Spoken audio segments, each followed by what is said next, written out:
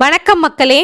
இன்று நாம் காண இருப்பது ஸ்ரீமன் நாராயணனுடைய திருமண்காப்பு நம் உடலில் தரிக்கும் பொழுது சொல்லப்படுகின்ற 12 திவ்ய நாமங்களின் கதைகளைத்தான் நாம் வரிசையாக பார்த்து கொண்டு வருகின்றோம். இன்றைய காணொளியில் 7வது திவ்ய நாமமான திரிவிக்ரமன் எனும் நாமத்தின் மகிமையை பற்றி பார்க்கலாம். நமது தேகத்தில் திரிவிக்ரமனுடைய ஸ்தானம் வலது தோள். அதை சொல்லி வலது தோளில் திருமண்காப்பு தரிப்பார்கள். இவரது நிறம் அக்னியை ஒத்தது. இவரின் தேவி வராரோகா. 4 திருக்கரங்களில் 4 கத்திகளோடும் தம் தேவியோடும் வலது தோளில் வீற்றிருந்து தம்மை தியானிப்பவரை காப்பவர். அதிதி தேவியின் விரத பயனாய் அவளுக்கு மகனாய் குள்ளமோடு உருவத்தோடு அவதரித்ததால் அவருக்கு வாமனர் என்று பெயர். அதிதியின் மகன் தேவேந்திரனுக்கு இவர் தம்பியானதால் உபேந்திரன் என்றும் பெயர் வைக்கிறார்கள். தாயின் விருப்பப்படி தமையனான இந்திரனுக்கு தேவலோகத்தை மீட்டுத்தர கிளம்பினார் வாமனர். தேவர்கள் ஸ்ரீ வாமனரை வணங்கி மகாபலி செய்கின்ற வேள்விகளை பற்றியும் 100 வேள்விகளை முடித்ததும் அவன் தேவேந்திரனாகிவிட முடியும் என்பதையும் அவன் கேட்டவர்க்கு கேட்டபடி மிகுந்த தான தர்மங்கள் செய்வதை பற்றியும் கூறினர். ஸ்ரீ வாமனரும் முனிவர்கள் சூழ மகாபலியின் யக்ஞசாலைக்கு புறப்பட்டார். அந்தன பிரம்மச்சாரியாக சென்றார். அவரின் அழகையும் ஒளியையும் பார்த்தவர்கள் சூரிய தேவனே மானிட வடிவம் கொண்டு வந்தாரா அல்லது அக்னிதான் இப்படி ஒருவராக வந்திருக்கின்றாரா என்று ஒருவரை ஒருவர் வினவிக்கொண்டனர். சுக்ராச்சாரியாரும் மற்றுமுள்ள முனிவர்களும் எழுந்து கரம் கூப்பினார்கள். பலிச்சக்கரவர்த்தி எதிர்கொண்டு வரவேற்று அவருக்கு ஆசனம் கொடுத்தான்.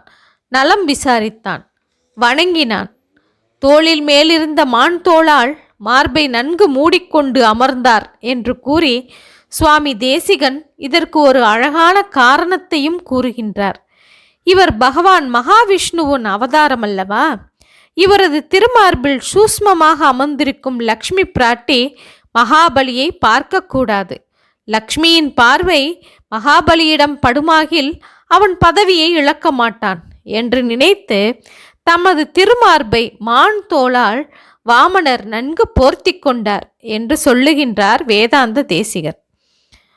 மகாபலி சக்கரவர்த்தி ஸ்ரீ வாமனரின் திருப்பாதங்களை தீர்த்தத்தால் அபிஷேகம் செய்து அந்த தீர்த்தத்தை சிரசில் பக்தியோடு தெளித்து கொண்டான். சுவாமி, தங்கள் திருப்பாதம் இங்கு பட்டது என் பாக்கியம். நான் செய்த புண்ணியத்தாலும் என் முன்னோர் செய்த புண்ணியத்தாலும் தாங்கள் இங்கு வந்திருக்கின்றீர்கள். ஐயனே, தாங்கள் வேண்டுவது யாது என்று கேட்டான். மன்னவா, பிரகலாதன் பேரனல்லவா நீவீர்? அதற்கு தக்க வார்த்தைகளையே கூறி என்னை மகிழ்விக்கின்றீர். நான் விரும்பும் பொருளை தருவீராக. என் பாதத்தால் 3 அடி நிலத்தை எனக்கு தானமாக தருவீராக என்றார் வாமனர். மகாபலியோ சிரித்தான். அந்தன சிறுவரே, தங்கள் உருவம் மிகவும் சிறியது. இந்த சிறு பாதத்தால் 3 அடி ஐத்து அளந்தால் என்ன பொருள் கிடைத்துவிடும்? அதை கொடுத்த எனக்கு பெருமையும் புகழும் ஏற்படுமா? மிக அற்பமான பொருளை கேட்டு பெற்று எனது பெருமையை குறைக்க வேண்டாம். என்னிடம் தானம் வாங்கியவன் வேறு ஒருவரிடத்தும் தானம் வாங்குவதில்லை. அவ்வளவு நிறைய பொருட்களை பெற்றுக்கொண்டு செல்வார்கள். நீங்களும் அவ்விதமாக கேட்டுக்கொள்ள வேண்டுகின்றேன் என்றான். வாமனரோ தாம் கேட்டதை தமக்கு அளித்தால் போதும் என்று சொன்னார். சுக்ராச்சாரியார் நாராயணனே வாமனன் என்பதை நொடியில் புரிந்து கொண்டார். திருமகளின் கணவன் தம்முடைய சிஷ்யனுக்கு ஏழ்மையை கொடுக்கவே வந்துள்ளான் என்கிற அவதார ரகசியத்தையும் புரிந்து கொண்டார். அதை தடுப்பதற்காக மகாபலியை நெருங்கினார். மகாபலி, இவன் சாட்சாத் ஸ்ரீமன் நாராயணன். தேவேந்திரனுக்கு நன்மை செய்வதற்காகத்தான் இங்கு வந்திருக்கின்றார். இப்போது இவர் உன்னிடம் கேட்பது 3 வடி மண் அன்று. உனது செல்வம், அதிகாரம், பதவி இவற்றைத்தான் கேட்பதற்காக வந்திருக்கின்றார் என்று கூறினார். மகாபலி தனது குருதேவரை பார்த்தார். குருதேவா, கேட்ட தானத்தை கொடுப்பதாக கூறிவிட்டேனே என்றார். உண்மைதான், கொடுக்காவிட்டால் கொடுத்த வாக்கை மீறிய குற்றம் ஏற்படும். ஆனால் கொடுத்தால் நீ பெற்ற வெற்றியும் செல்வத்தையும் இழப்பாய். இந்த விஷயத்தில் வாக்கை மீறினால் பாவமாகாது. உயிருக்கு ஆபத்து நேரிடும் காலத்திலும் பசுக்களையும் அந்தணர்களை காப்பதற்காகவும் பொய் கூறினால் அது பாவமாகாது என்று சாஸ்திரங்கள் கூறுகின்றன. எந்த விஷயத்திலும் விதிவிலக்கு உண்டு. ஆகவே இந்த விஷயத்தில் நான் கூறுவதைப் போல் செய்வாயாக. இந்த மாயாவிக்கு அந்தணச் சிறுவன் வேடம் பூண்டு வந்திருக்கும் இந்த ஆண்டவனுக்கு நீ தானம் கொடுத்து உன்னை இழந்து விடாதே என்று எச்சரித்தார். குருதேவா, மன்னிக்க வேண்டும்.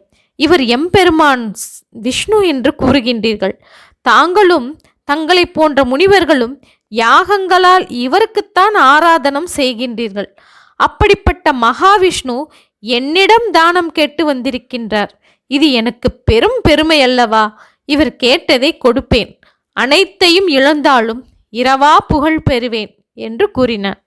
தன் பேச்சை மீறும் மகாபலியிடம் சுக்கிராச்சாரியாருக்கு சினம் ஏற்பட்டது. என் பேச்சை மீறும் நீ ஐஸ்வர்யம் இழப்பாய் என்று சபித்து விட்டார். மகாபலி மனம் கலங்கவில்லை. தானம் கொடுக்க தயாரானான். அவன் மனைவி வித்யாவளி காலளம்பும் தீர்த்தங்கள் நிரம்பிய தங்கச்செம்பை கொடுத்தாள். மகாபலி வாமனருடைய பாதங்களை அலம்பி அந்த தீர்த்தத்தை தலையில் பிரசோத்திக் கொண்டான். மகாபலி தானம் கொடுப்பதற்காக தீர்த்தத்தை விடும்போது சுக்கிராச்சாரியார் வண்டு உருவெடுத்து தண்ணீர் விழும் துவாரத்தை அடைத்து கொண்டார். அதனால் நீர் வார்த்த போது வரவில்லை. அனைத்தும் அறிந்த வாமனர் புன்முறுவலுடன் தர்ப்பை முனையால் துவாரத்தை குத்தினார். அது வண்டின் கண்ணில் குத்திவிட்டது. சுக்கிராச்சாரியார் தம் கண்ணை இழந்து வலியோடு அகன்று சென்று விட்டார். பின் மன்னவன் தாரை வார்க்க வாமனர் மூவடி வண்ணை தானம் பெற்று கொண்டார். அப்போது அமரர்கள் விண்ணில் நின்று ஆரவாரம் செய்தனர். அப்சர பெண்கள் ஆடினர். பூமாறி பொழிந்தது. வாமனரது உருவம் ஆச்சரியப்படும்படி வளர்ந்தது. அவ்வுருவத்தில் பூமி, ஆகாயம், திசைகள், சொர்க்கம், கீழுள்ள சப்த உலகங்கள், சப்த சமுத்திரங்கள், தேவ மனித ஜாதிகளும் முனிவர்களும் தெரிந்தார்கள். மென்மேலும் வளர்ந்தார் வாமனர். ஒரு காலடியால் மகாபலியின் பூமியை அளந்து முடித்தார். உடலால் ஆகாயத்தையும் கரங்களால் திசைகளையும் அளந்தார். இரண்டாவது அடி வைப்பதற்கு பலிக்கு சொந்தமான ஸ்வர்கலோகம் சிறிதுதான் இருந்தது. மூன்றாவது அடிக்கு ஒன்றுமே இல்லை. இவரது இரண்டாவது பாதம் ஸ்வர்க உலகத்திற்கு மேலும் மேலும் போய் மகர்லோகம், ஜனோலோகம், தபோலோகங்களை தாண்டி அதற்கு அப்பால் உள்ள சத்தியலோகத்தையே எட்டியது. சத்தியலோகமே பிரம்மதேவருடைய உலகம். பிரம்மதேவர் பகவானுடைய திருப்பாதத்திற்கு அர்க்கிய பாத்தியங்கள் சமர்ப்பித்து பூஜித்தார். பிரம்மதேவர் தமது கமண்டல தீர்த்தத்தால் பகவானது பாதத்தை அலம்ப அந்த தீர்த்தமே ஆகாய கங்கை ஆயிற்று. கரடி அரசனான ஜாம்பவான் ஜெயகோஷம் செய்தபடி 21 முறை இந்த பகவானை சுற்றி வந்தார். மகாபலியின் புத்திரர்களும் மற்றுமுள்ள அசுரர்களும் திருமால் அந்தன வேடம் தாங்கி வந்து அமரர்களை காக்க வேண்டியே இவ்வாறெல்லாம் செய்கின்றார், இவரை அடக்குவதே தகும் என்று ஆயுதங்களை தாங்கி எதிர்க்க வந்தார்கள். மகாபலி அவர்களை தடுத்து நிறுத்தினான்.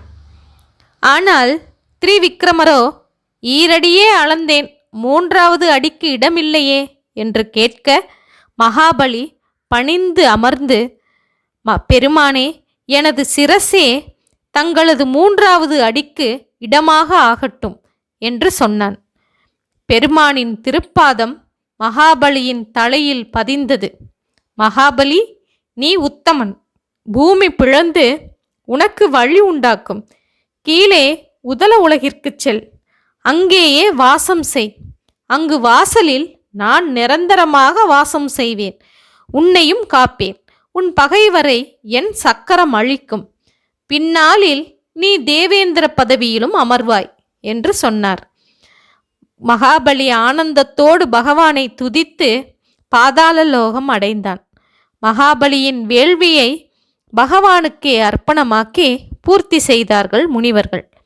மூவடி மண் கேட்டு வந்தபோது வாமனர் அவரே மூவடி மண் அளப்பதற்காக மிக பெரிதாக வளர்ந்த விராட் புருஷ ரூபமே திரிவிக்ரமர். திரிவிக்ரமர் என்றால் பக்ஷிராஜன் கருடனை வாகனமாக உடையவர் என்கிற பொருளும் பராக்கிரமம் நிறைந்தவர் என்கிற பொருளும் உண்டு. இவ்வாறாக திரிவிக்ரமன் என்கிற திவ்ய நாமத்தின் கதையை தெரிந்து கொண்டோம் அல்லவா? மீண்டும் மற்ற திவ்ய நாமங்களை அடுத்து தொடர்ச்சியாக அடுத்த காணொளியில் காணலாம். நன்றி, வணக்கம்.